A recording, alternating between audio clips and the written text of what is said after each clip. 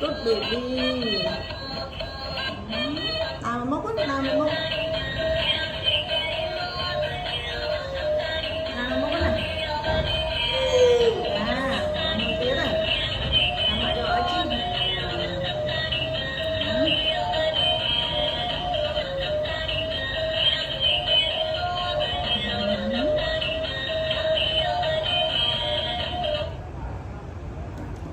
Chặt đi không? Happy chặt đây muối. Mạ tình ái Happy chặt đây muối, chặt đây. Chặt đây muối, chặt đây. Clap your hand. Clap your hand. Good baby. Con mạ tình ái, con. Gần slan nè. Con mạ nè. Tình ái nhé. Nó bỏ muối đi chơi.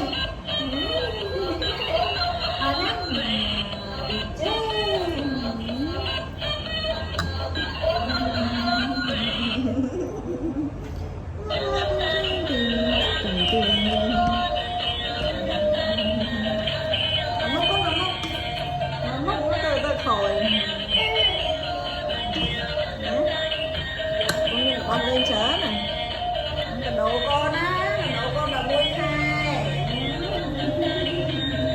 con là môi khai, ban cái đồ pí á, ngày đi pram mấy con là môi khai hai, ban cái đồ pí nè mà tình ảo nè,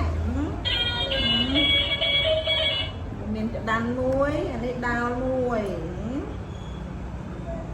tin ai cười, good baby.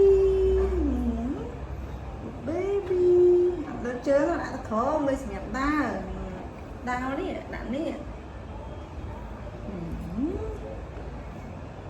baby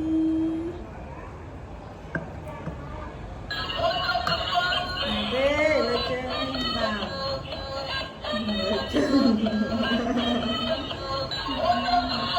lên chơi nào được cái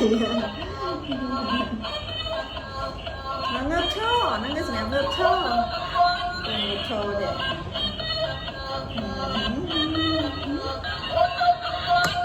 good baby rất là nhắm tắt cho play nắm tay đi chơi cho play đi chơi Jennifer cho play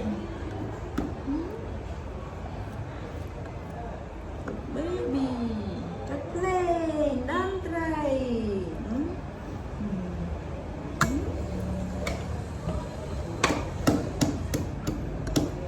năng cho bác mà thầy cho đang lấy chim con đang cho bác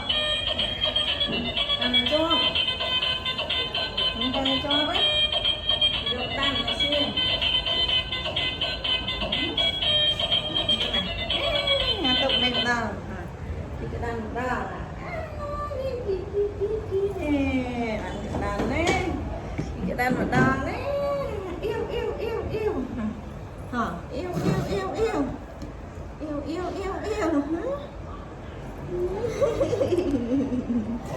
cái đàn này cái đàn yêu à chứ yêu